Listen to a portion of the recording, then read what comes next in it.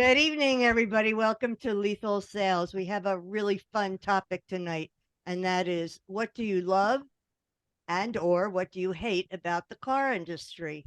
My name is Rhonda, and I'm here to just basically introduce Larry and Brian. And Larry, if you want to get started. Absolutely, positively. Um, this is a business that just, it brings about and encumbers so many passions. I always tell people it's very much like Al Pacino in Godfather 3 when he complains, just when I thought I was out, they dragged him back in. I run into people all the time that tell me, yeah, I retired, and then I unretired. It's such a unique, funny, at times frustrating, but interesting business that once you're in it, I just don't know what else would take the place of it. Um, we've got our man Brian Maxwell is back from his cruise. Bri, how In the are you, sir? house. I'm doing better than good, better than most, man. Checking in out here in Illinois this week. Happy to be here with everybody. And one thing Good. on what you just said, it's funny you said that. I went over to one of my other dealer, Ward Chevy, just to go and check on them. I'm in town to say hi. And their old general manager that had been there for 15 years that had retired. His name is Bob. I walk in and I see Bob there and I say, Bob, what did they do to pull you out of retirement? He literally told me he comes in and works 1 or 2 days of the week to relieve the managers and whatnot. And I'm like, dude, didn't you complain all of these years that you couldn't wait till you retired out? He's been at that store for 15 years, but been in the industry for like 40. But he's retired and still just can't stay away. He got his hair grown out, got a nice tan. He's enjoying retirement life, but he got to be in the mix for 1 to 2 days a week. The It's just like quote, you said. Brian, the musical quote is Joni Mitchell's. You don't know what you got till it's gone. Okay. Yeah. We complain, then something isn't there, and we go, you know what? Damn it, I missed that. Yep. I want to jump right in with everybody, but let me just get the ball rolling. I lean towards Eastern philosophy in the sense that I believe in the yin and yang. I believe that your strength is your weakness and your weakness is your strength. It just depends on how you face it. And the thing I love most and hate most about the car business is the people. Everybody always, when I interview people, they always say the same dumb thing. I'm a people person. Well, I kind of figured you're a people person. You're a people. But in my case, I really like people. I like to meet them. I like to shake their hand. I like to make them laugh. I like to tell them stories and hear stories. So I thoroughly enjoy all the people I met along the way, how many friends I've made, how many crazy stories I have. But that's the yin. The yang of it is the incredible frustration of dealing with how insane some people are, how selfish, how crazy, how angry, how contradictory their own statements are. The lack of sincerity, and then they turn around and say we're the bad guys. So with me, what I love and hate, it's the people. Listen, it's the same thing with these Zoom calls. I mean, everybody on this call, either I've met them personally or over the internet, I've become really good friends with. I was best buddies with Peter before I shook his hand in Dallas. And April Simmons, man, she lights up any room. Every one of you. But there's also a bunch of people whose names I will not mention, who I just can't believe what jerks they are. So I brought up some names. April, if you can talk, you've been doing this a while. You're terrific. What do you love and hate about the car business? Well, obviously, after 26 years, I love more than I hate. So I'll start with that. Whoa. April, that's not always the case. I remember watching Oprah once, and she said, I hate my husband. He beats me. She says, are you divorced? She says, no, we've been married 33 years. So you can stick into something. Thoreau said most men, and by proxy, most women lead lives of quiet desperation. So while people like you that are talented can jump around, a lot of people don't like what they do, but they feel like they're stuck. So trust me, a person like you always has choices. So with that proviso, tell us what you love. But that'll lead into what I hate, because I will say that there was a period of my life where I did feel stuck. I felt stuck not just in automotive because of the income level that I make by not having a degree, I felt stuck at the dealership I was particularly at, which was a very toxic environment. They treated people very, very poorly. And, honestly, I still find people dealing with PTSD from bad dealerships and bad toxic experiences. I had to sit down with an office comptroller yesterday, and she was having some struggles with a particular manager, and part of where it went off was that she had a really bad experience with him, and now she just feels like they can't even do business together because the tensions are high. Things are just everything he says, she's just frustrated by. And so I gave her a piece of advice. I'm gonna share this one now because I think it's really a mic drop kind of piece of advice because it's helped me a lot. When I'm dealing with people that I've had past bad experiences with, if they shoot me a message, whether it's an email or a text message, and I instantly want to rip their face off, or I instantly want to fire back, like instantly, I pretend that somebody else sent me the message, the text message or email.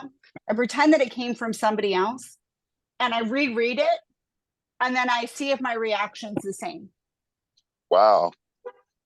And That's a really good way of being now. And that has changed things for me a lot, because now instead of instantly going back and wanting to attack, I'm like, wait a minute, this is just because I expect that his intentions were bad, when in all reality, it was a bad place and a bad time that we worked together that created that bad environment and bad experience.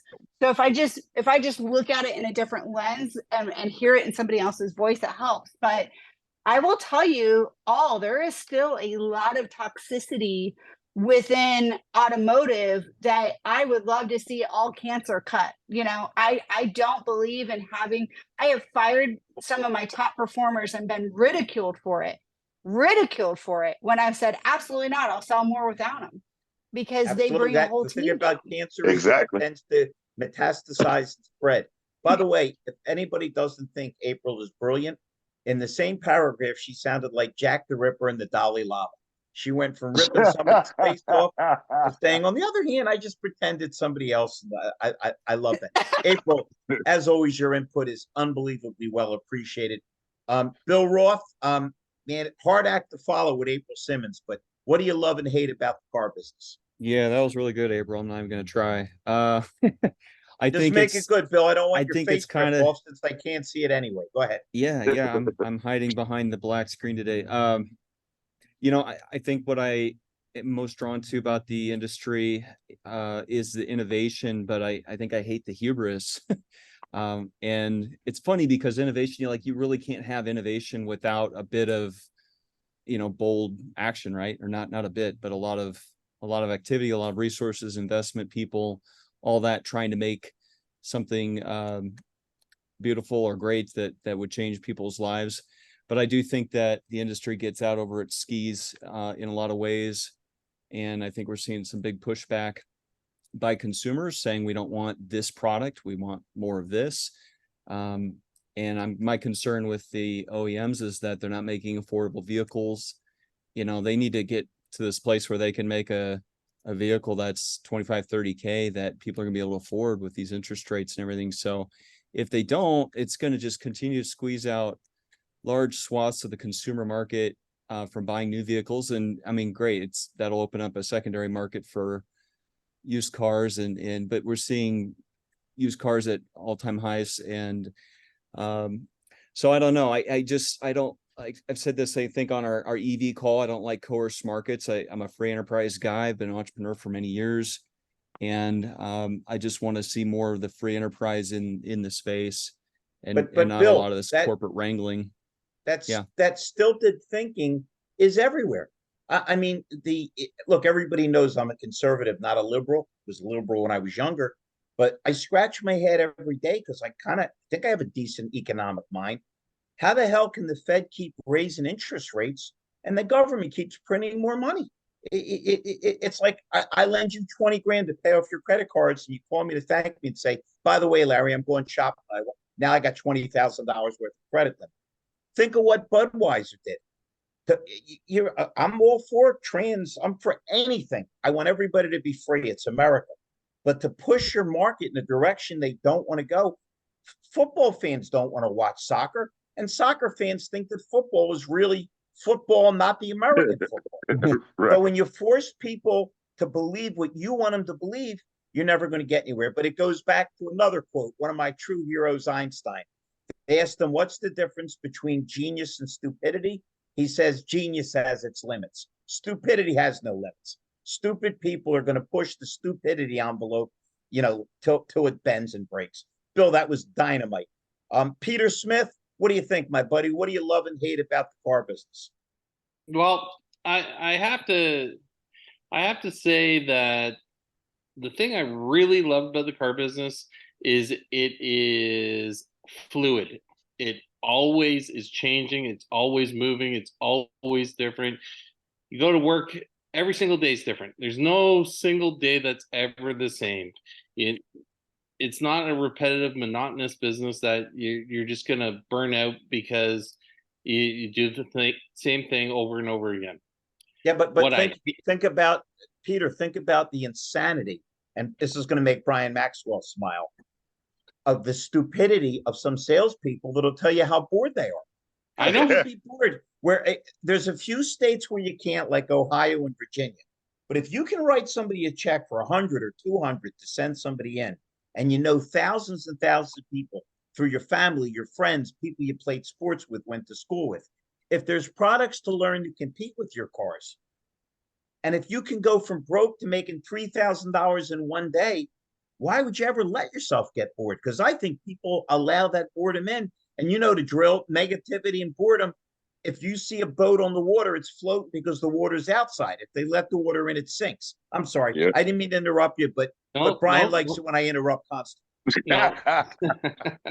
No, I agree with you 100% there, Larry. You're spot on, and you can take an accolade again. And the issue is, there is no reason to ever have a situation in a dealership where you're not doing anything. So that kind of leads into one of my pet peeves, is that people get lazy in this business, and that's where the business gets the bad name. My actual hate of this business comes along kind of what April was saying about not having a degree. People look at people in this business because a lot of us, like myself, and I, because of my car accident, which you know about, and I finished school in grade 10. I was one of the most successful people of my whole high school from the car business. I don't have a degree, but I've run $500 million companies, and people, if I was to go look for a job today, I wouldn't even make it past the gatekeeper. And that's the thing I hate most about this business. My most successful people that I've hired in this business have all not had a degree. They have a degree in street smarts and hard knocks. Peter, can I add something to that? Because I love that, and I feel the same way. I hate when people are snobs. When I grew up, when I was a kid, my favorite sport was baseball. Man, I just love the ebb and flow of the game. I studied the history. I was the guy you wanted on a baseball trivia show. And back in the 20s, there was no NFL or NBA. The only sports that really mattered in America, college football was important, but were baseball and boxing. Everybody knew who Jack Dempsey was. Everybody knew who Babe Ruth was. Baseball and golf. They were the heroes. And then the number 2 popular baseball player back then, arguably, was a guy named Dizzy Dean.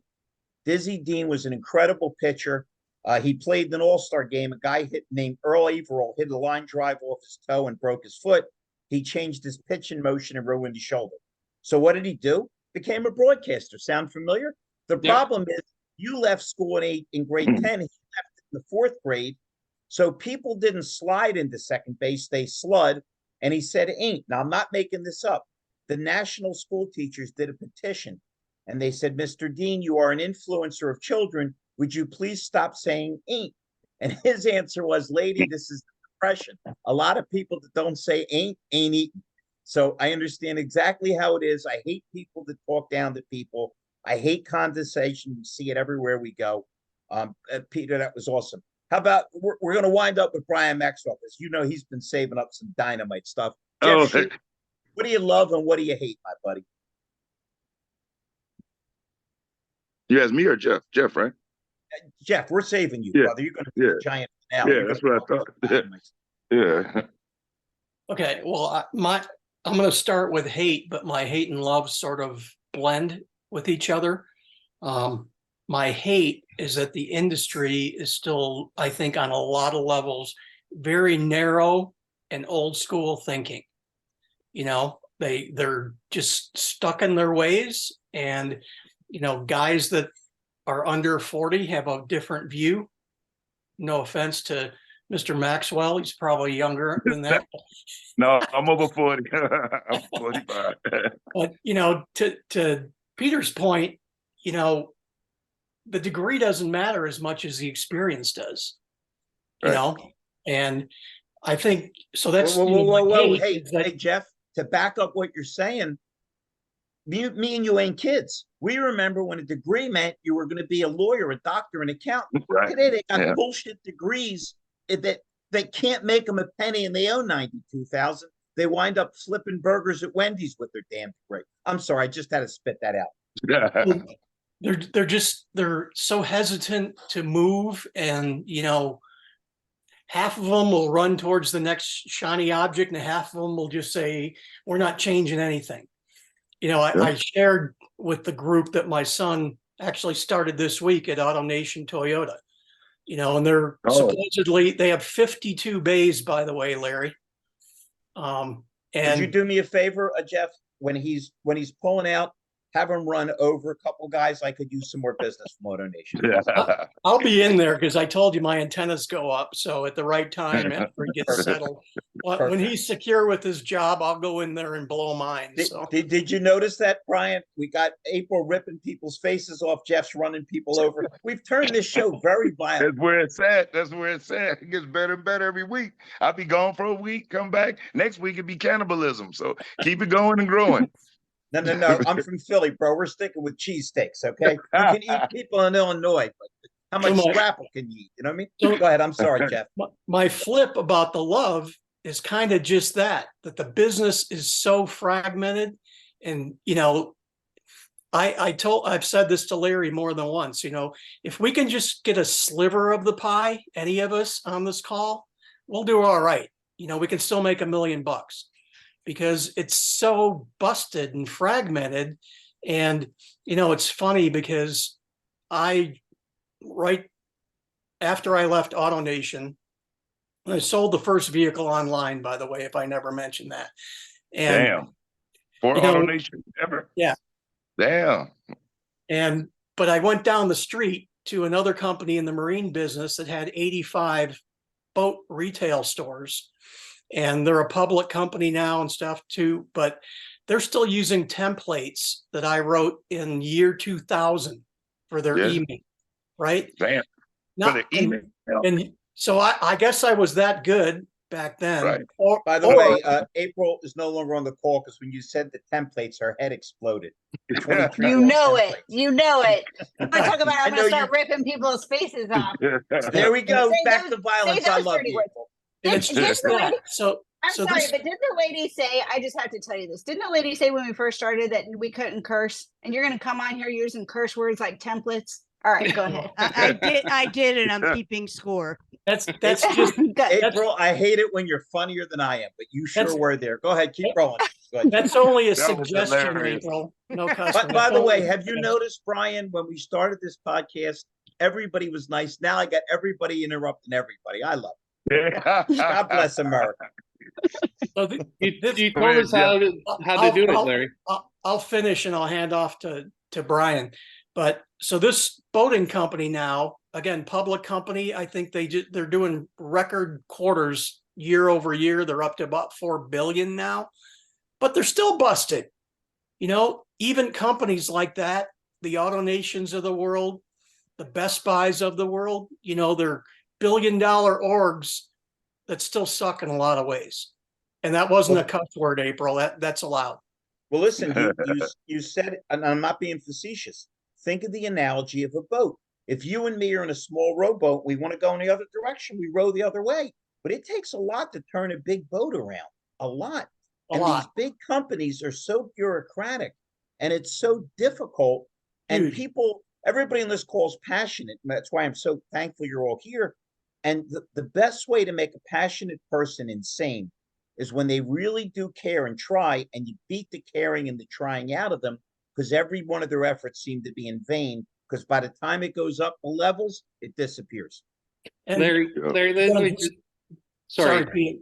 I was just going to finish the things I've learned in 3 days of quizzing my son every night when he comes home from AutoNation.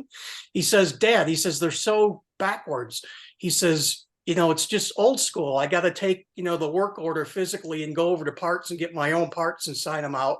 He says, there's no flow. And they're using, like not iPhones. What do they call the iPods?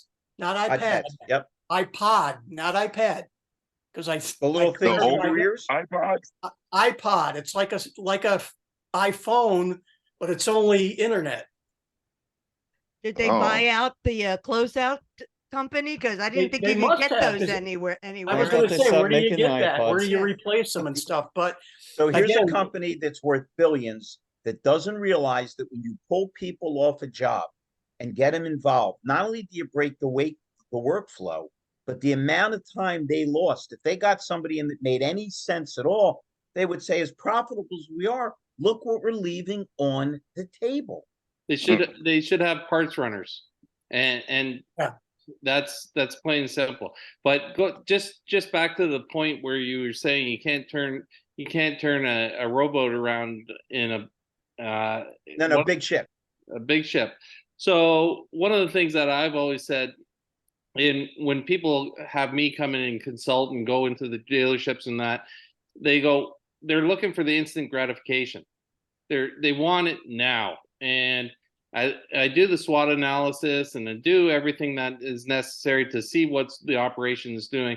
And then they say, how long is it going to take?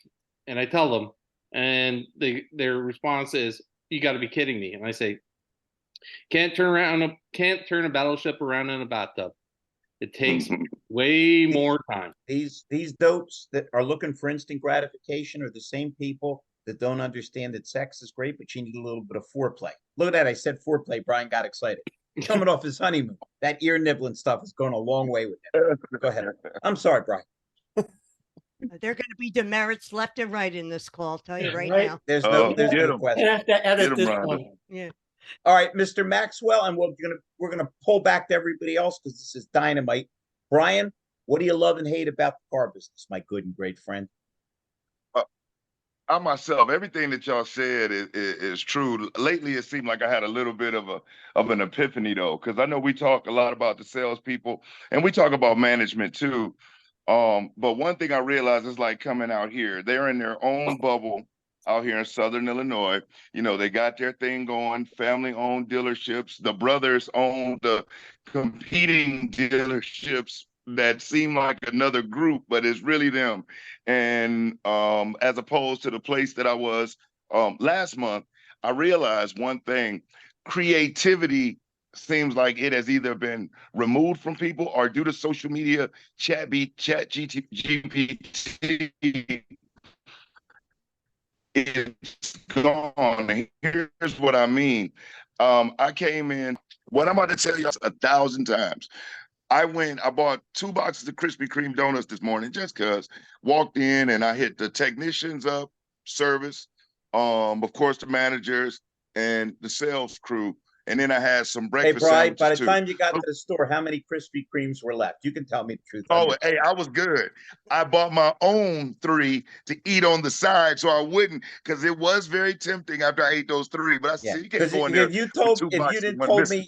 If you didn't tell me you eat any, it'd be like when Bill Clinton said he didn't inhale the pot. We know that. No, I have my own. So I give them, and I'll speed it up. I give them out, right? And I go around. And the mechanic in the back came up to the front to the owner, whose brother is the mayor of the city too. He came up front and he says, what was going on today? Why did y'all do that?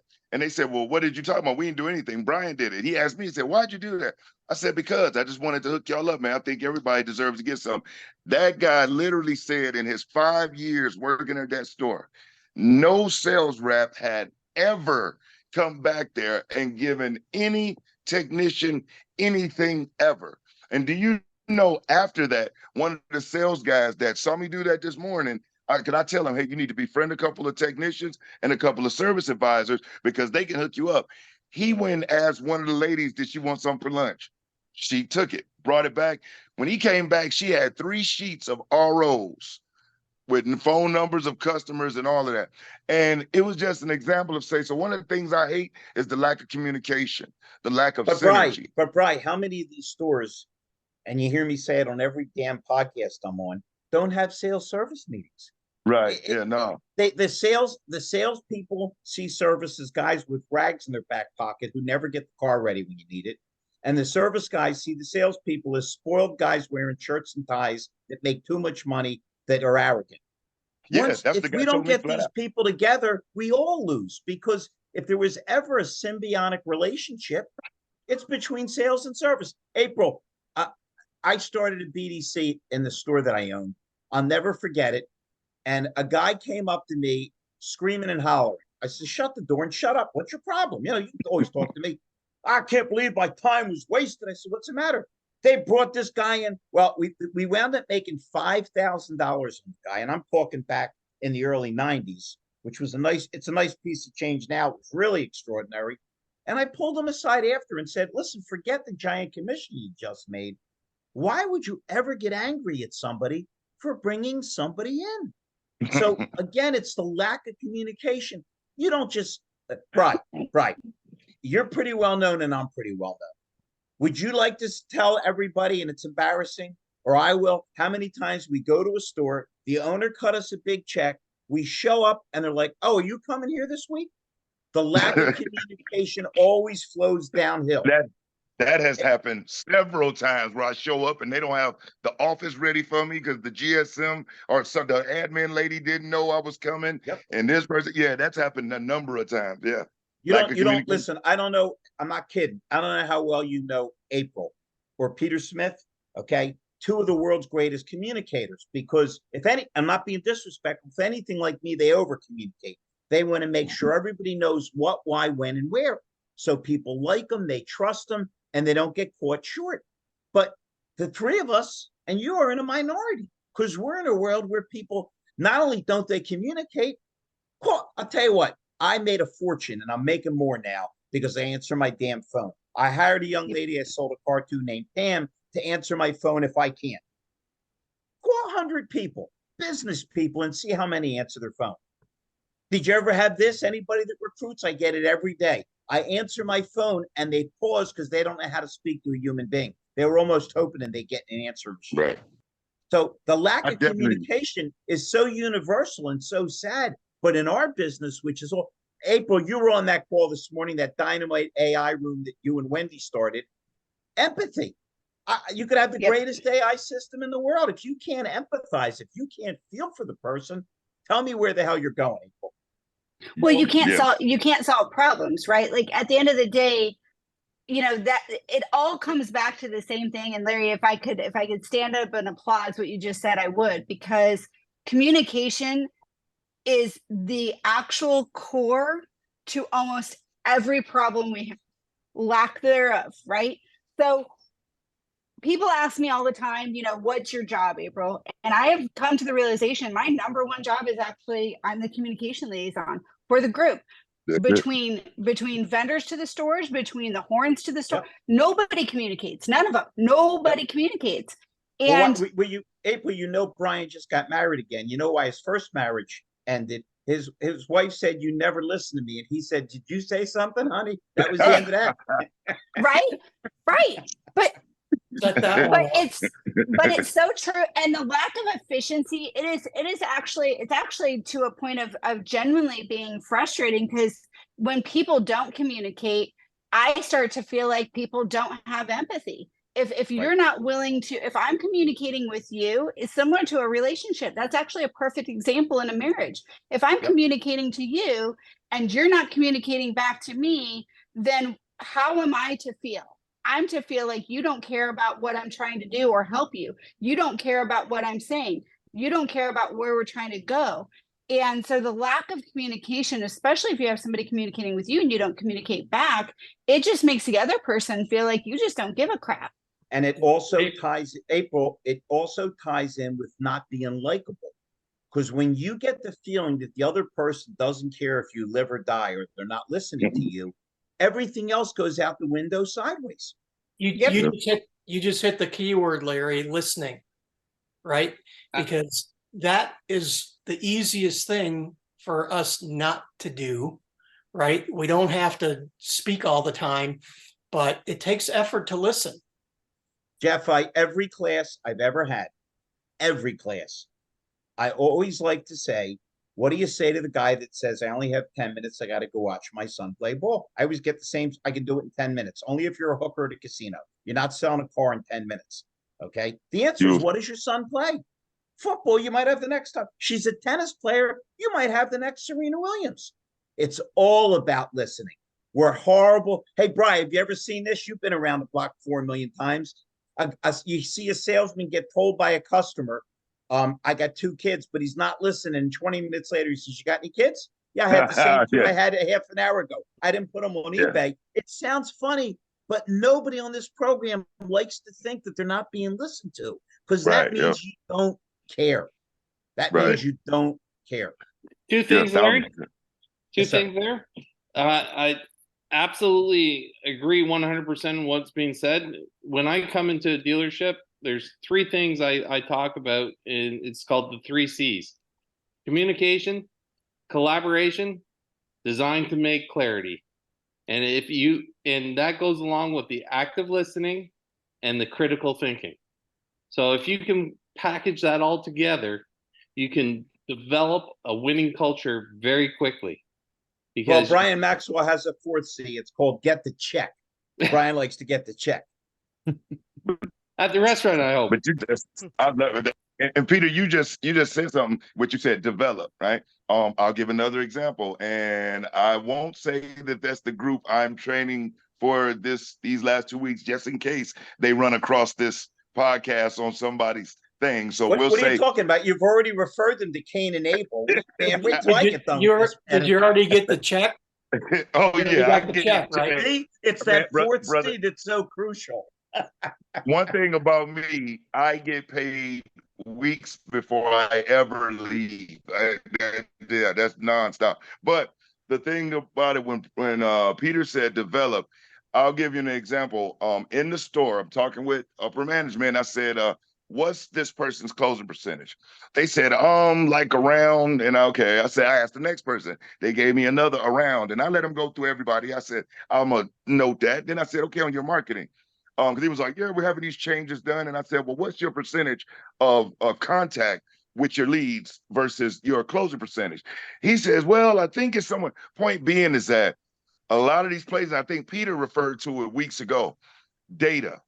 Many of them are horrible on taking the real data, not the emotion, not what we like, not what we did last year that worked this month, the real data, and building their strategies or their future methodologies based off of that. The fact that these people in upper management that have access to the data could not tell me what their individual people's closing percentages was, couldn't tell me what their contact percentage was for their leads, or what their closing percentage was from the marketing that they're paying for versus the email marketing versus the mailers. And I said, oh my God, how can you get your salespeople to move in a direction or grow the business or grow profits when you don't even know what's really going on? And accountability. Without accountability, you're done. Without accountability. I'll venture to say, Brian, that's most of the dealers that you visit. Oh, probably, yeah. They do not know.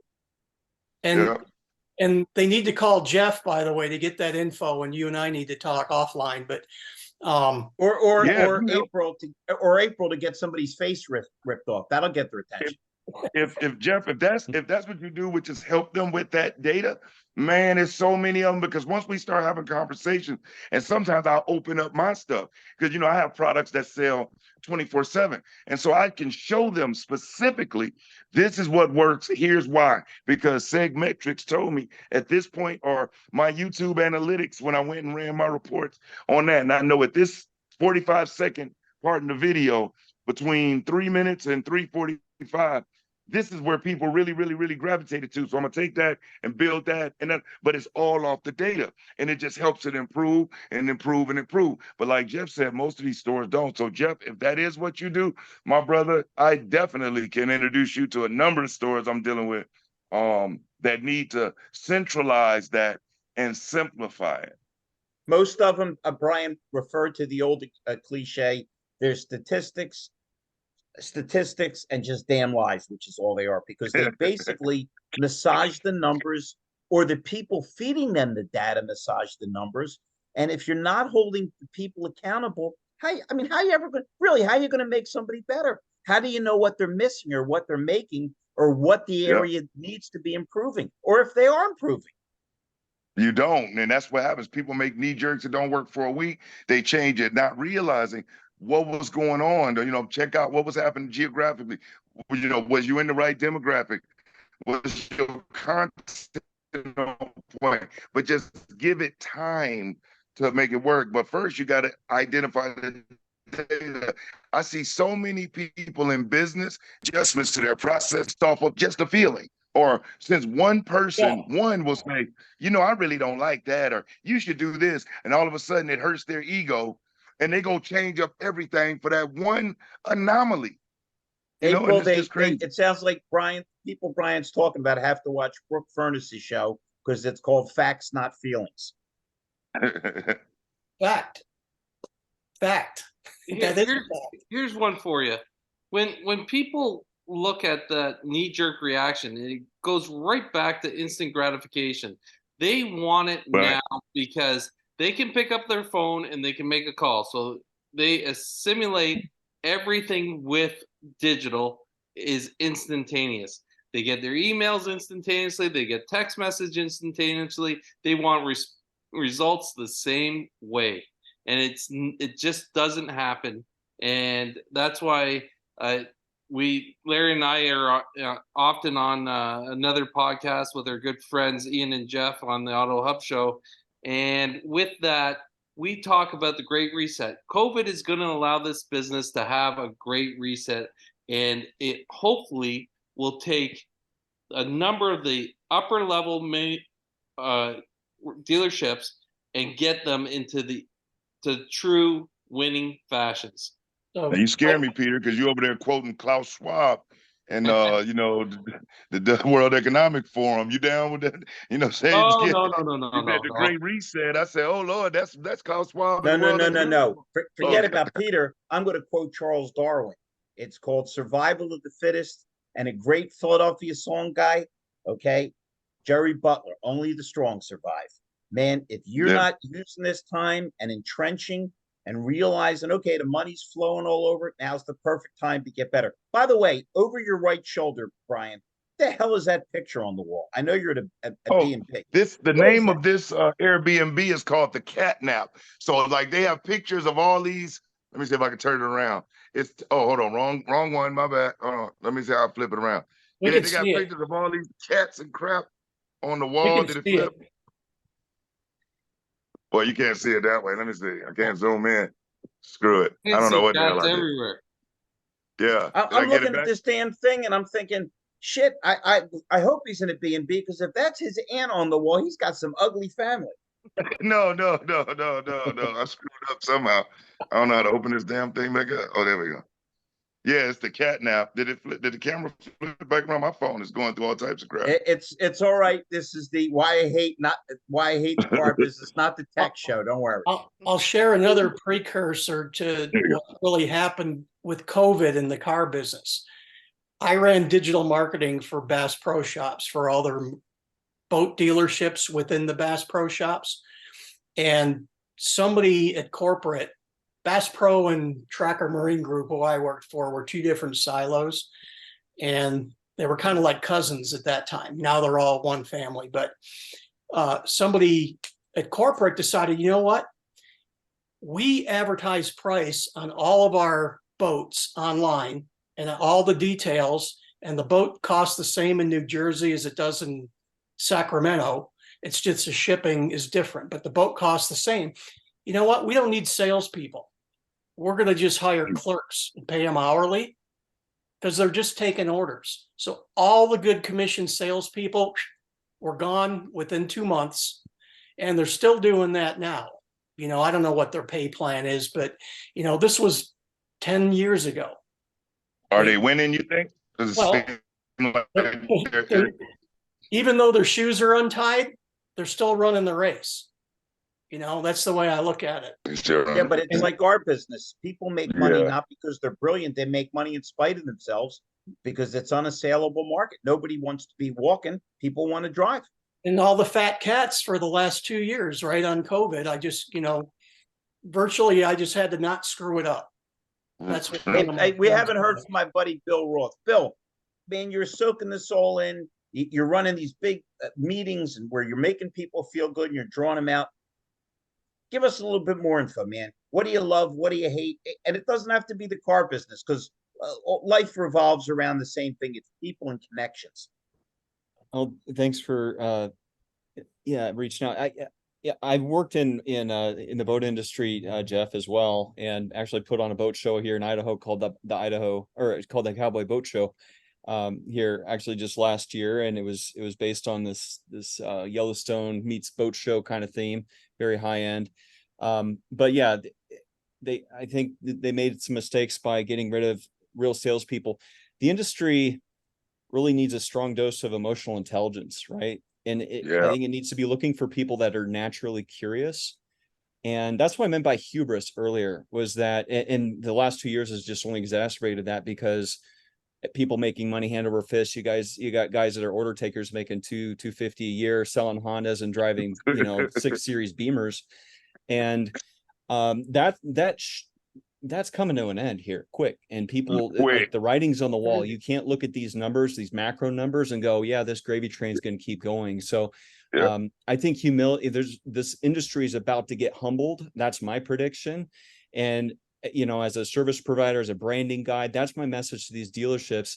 Is to find those dealers that don't walk in that hubris, that are naturally humble already, because I think they can win. I think the consumers are pissed off at dealerships because of all this ADM and this crap these last 2 years.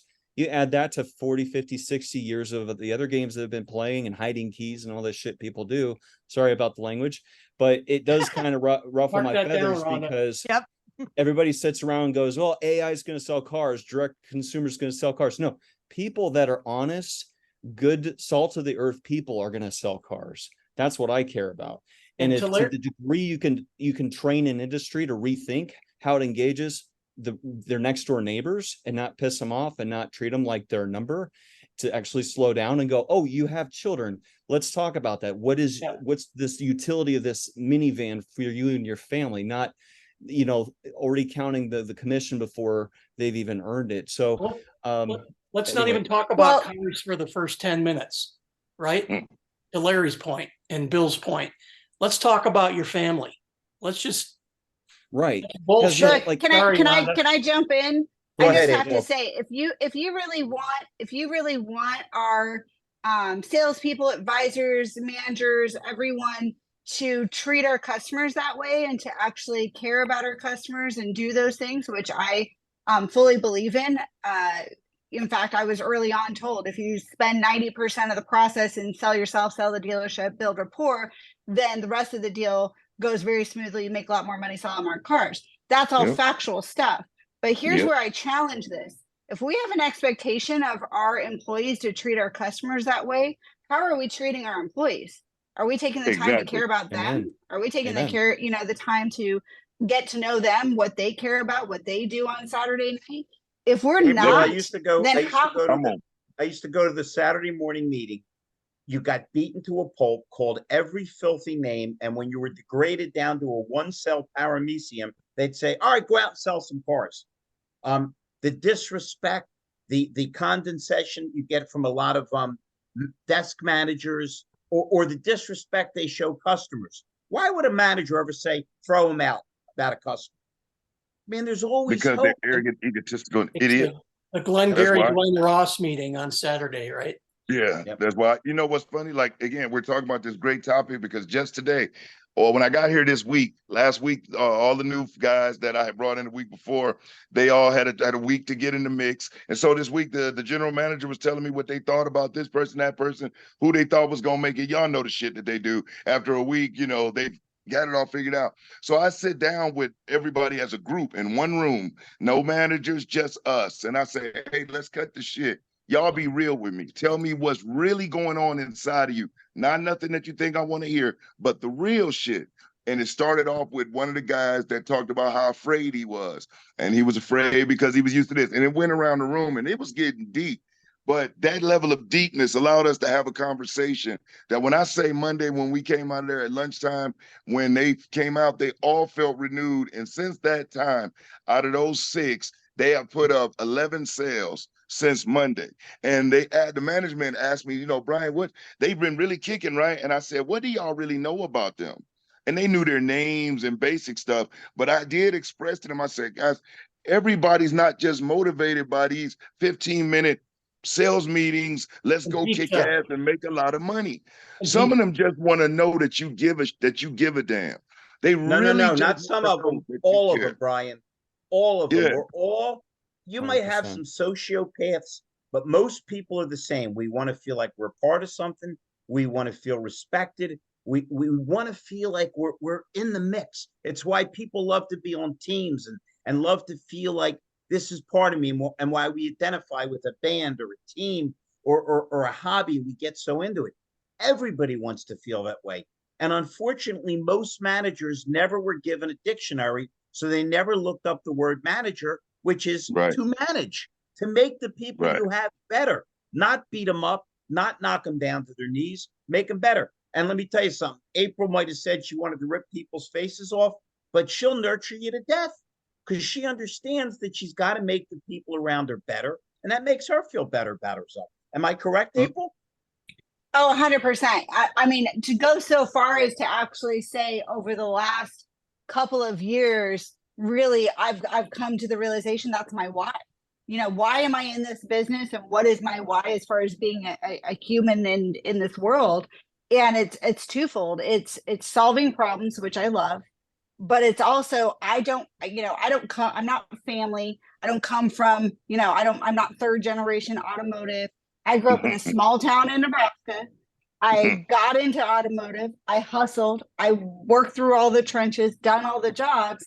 And now where my why is not the legacy that I'm leaving to my child. No. It's the legacy of me pulling other people who had similar situations like myself, who now I get so much love from them where they're like, you changed my life. Changed my Ain't that life. okay? That isn't That yeah. reinvigorates you, man. It recharges you. And April, you said something earlier. We talked about the management, and the way management want the employees to treat the customers. And I stress this wholeheartedly, which is, and let's take automotive specifically. We expect the people, to of course have the right attitude, but to greet, qualify, select, present, demo, all this good stuff. Each and every one of those steps is exactly what leadership should do every day at their dealership. I've seen stores where a GM walks in, don't speak to anybody, but maybe the GSM, maybe their assistant, but don't go every morning to just dap, fist pound everybody on the team. You know what I mean? I've just, it's insane or just to sit down with your people and find out what's going on in their personal life. Have them inviting their families on. Since I've been there this week, I had every one of them bring their wife. Well, the ones that could, because everybody's wife, some of the wives were working. But I had 4 of the guys, and we had one lady in the class. They brought their significant others in. One even brought his child, and it was just for us to eat lunch yesterday. But that's important. Now this is me. I'm leaving tomorrow, and I stress this to the team. I'm like, folks, I'm out of here. But I'm hoping that the management looks at what's happening with me being here and just continues it on, because it means a lot to these folks what's been going on these last 2 weeks with them and I. They've been running through walls for me, doing everything I ask them to do, and I'm not even the one that's going to be working with them. So how That's can I because do you that? made them feel appreciated. That's You right. have to Bingo. hope the management Exactly. correlates the result of caring about people, and they start caring about people. Right. Larry, That's what really Jim, think Jim Collins wrote the book Good to Great, level 5 leadership. That's what we're I talking love about good here. to good. And Yep. and what you said, April, is spot on. You can't have a brand, because I talk to these dealers all week long, and they all want a brand. I'm like, what the heck is a dealership brand anyway? It's your culture. And what you're zeroing in on, what you were talking about, April, is exactly the point. That's why my events are only dealer principals, and the occasional, GM that is a minority, majority shareholder who actually has a stake in the brand or their names on the building, because the culture of that business and how they treat their employees needs to come from the top down. I need to create level 5 leaders in these dealerships, and those dealerships then set an example for the industry. So that's why I start with the smaller dealerships groups, because they're halfway there already. Usually it's what I find is that the bigger the organization, the bigger the corporation, the less Yep. you have people really slowing down to get to know the other human beings The around them. Right? bureaucracy It's strangles a them, Bill. bureaucracy. It's a, we're all climbing the same ladder, and I'm going to step on your hands and your face to get above you, because I want that job next. So I think all these things are dynamite points. And Brian, you made some great points just about the effect that it has. Like, just a week later, you said 10 additional sales, right? So that's proof positive that people, it's that saying, they won't care unless you know that you care about them. Exactly. Yeah, Bill, 11. Bill, Yeah. I agree 100% on what you're saying. We're creating a culture, and once we create the culture, the positive culture in the dealership, then we will have employee engagement. When employee engagement is actually active in a dealership, the lift from that is 55%. Wow. Yeah. 55% when you get employee engagement.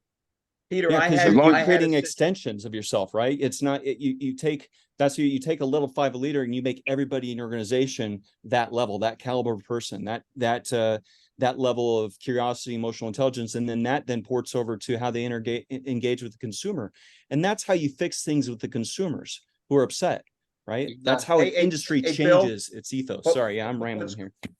No, you're not rambling at all. What's crazy is all it takes is a little common sense. At my store, we had a union shop, so we had difficulties on top of difficulties, and we had the usual separations. So we came up with a contest where it wasn't sales against sales. We divided the store into 3 separate teams. Each team had salespeople, service people, and office people. All of a sudden, guys that didn't like each other, didn't know each other, were all pulling to help each other. That effect lasted a long time. You just got to show the other people you care.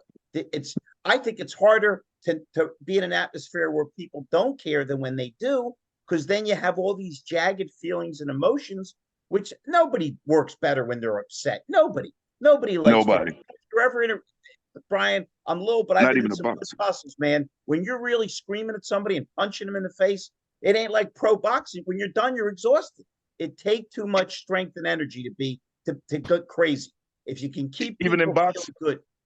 Even in boxing, it's the same thing. Mike Tyson has said it best. People think that the angry boxer is the good boxer. It's not. It's the one that's relaxed, that's enjoying what he's doing. He just loves being in there, mixing it up. That's the one that's more George effective. Foreman The Part one that's 2, where Foreman came back and knocked out Michael Moore.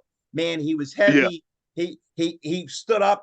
He laughed about how fat he was. Meantime, the whole planet, there wasn't one person that thought he could take Michael Moore. He hit Nope, I Moore with didn't. that shot. He was done. Relaxed, calm, not crazy. Yeah, it's definitely an analogy. Listen, we're sneaking up on 8:00. And I Mike cannot Larkin tell- came in, so let's say hi to Mike. Hey, Mike, how are you, my Yeah, buddy? Mike, I saw Mike. Hey guys. Hey, Yeah, Mike, sorry, how are you? sorry I'm late. Hey, No, I love Mike, the Mike, conversation. Mike, there's one problem. We took a vote and we decided whoever's last is buying the pizza. And Brian Maxwell has a tapeworm. This is going to be an expensive meal for you, brother. Hey, I'll tell you what. Don't if even I mention do the pay for- donut story. If I'm getting Michael, pizza, I'm what getting do it you from lo- Primo's in Southern Illinois. But I go love it. ahead, Mike. Michael, tell us what you love and hate about the car business. You're going to be our closer, brother. Yeah, so Simon Mike got a Sinek. mouthful. Mike got a mouthful this week. I'd have seen some of them messages. I know y'all know. Tell us, Mike. As Larry Donuts chugs down and that pizza? chug, Jeez. Larry's drinking that Crown inside of that Gatorade bottle like it's Gatorade. You know, Gary. So tell us your story while he's taking his drink. Excuse me. Do I need to be any more out of control? Go ahead, Mike. I apologize. No, you guys are good. I love the conversation. Simon Sinek. Go to YouTube and type in the search or the search.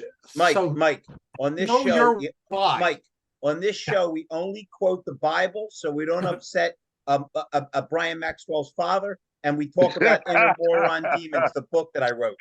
Hey, April, do me a favor, send me your address, and I'll send you a copy of my book, Inner Moron Demons: How to Avoid Them and Live Your Best Life. I promise you, you'll love it. Love it. Done. I have that book, Done. and Ahead, Michael. it's therapy. Yep. Go ahead, Michael. And Peter Smith, stop interrupting Michael. It's rude. Go ahead, Michael. So what do I love? I love the come people on, in the Mike. car industry. I love this room and all the people in it. What I hate is people, unlike April, that don't return calls, ghost you, and think that you're insignificant. Your message doesn't mean squat. That's what I hate. Is like, give me the respect to have a cup of coffee and then say no to me. When Boy, am I glad you didn't insult her, because you missed the whole face ripping incident. Go ahead. Oh, no. I'll be there for the I'll be there for the recording. Definitely. And Mike, you're a pretty laid back guy, you know, and you're talking a little aggressive. They didn't got you to the point where you're fed up now. That whole sales process, watch how more effective you're about to be, because you're getting to the point where you're about to be like, F it.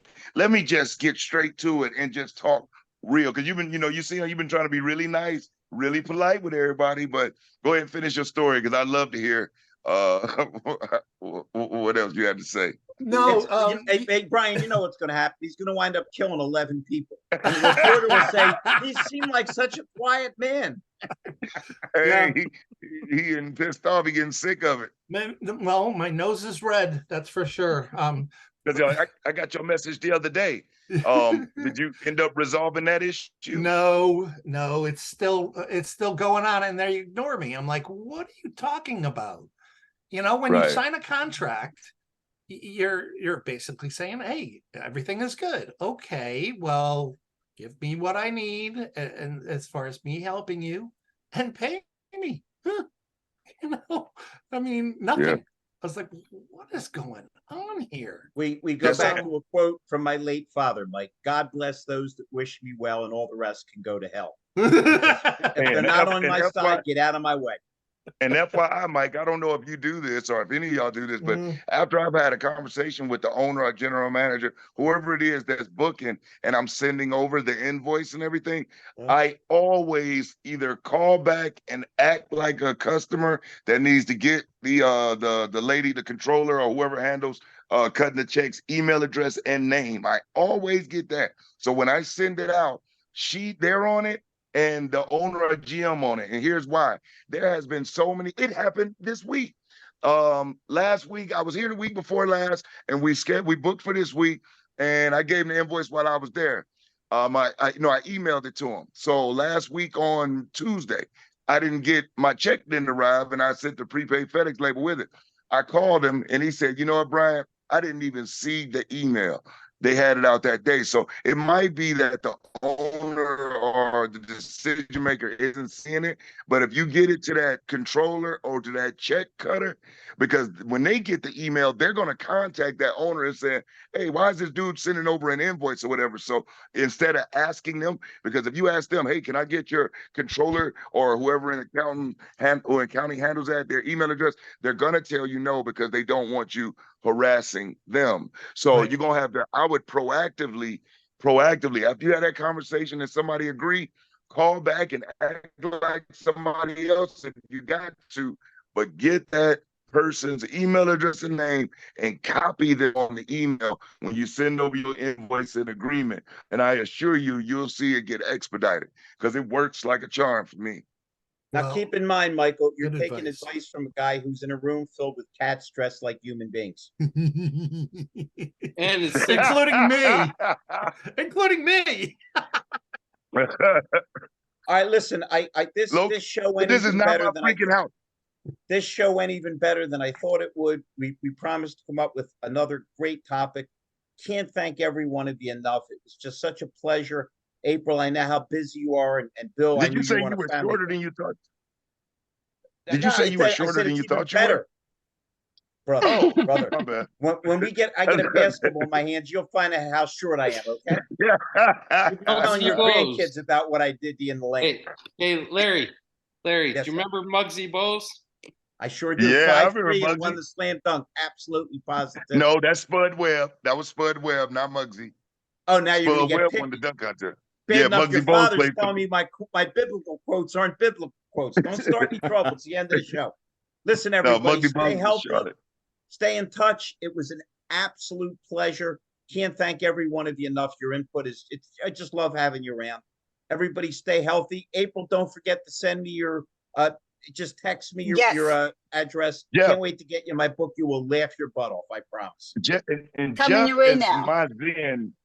Jeff seems so zen out. Yes, Jeff, I have to connect with you because you seem like such a calm person. Like, I don't know if you do yoga or you do meditation, but you seem like you're a very peaceful person that I'd like to do some business with. So After I met Peter, I just tried to emulate his personality. So Peter's a hockey player. He used to knock people's teeth out for a living. What are you talking about? You better off sticking As with a the hockey face player? gripper. the late Peter. The late Peter. The late Peter. I want to Everybody, thank everybody you, for everybody. coming and apologize for the language on the show because typically we're a family show, but it actually Not made- today. not today. It wasn't too bad. No, there was no You know, Larryisms Brian, today. you're going to get a talking to. I didn't curse. Did I curse? Did I Oh, curse? yeah. oh yeah. Oh my God. And And then it you know, was and then recorded. we do a replay tomorrow too, so it's going to be the you'll whole be world's bleep. going You'll to be see fine. it. You'll Yeah. be fine. All Larry, right, everybody, stay Thank healthy. you, everybody. Thank you. Thanks, Hopefully, everyone. we'll Thank you. see you again soon next week. Everybody, stay healthy, and thank you so much. Thanks, All guys. right, good Thanks, folks. everyone. Have a great Y'all one. have a great week. Rock out. Take care. Good night.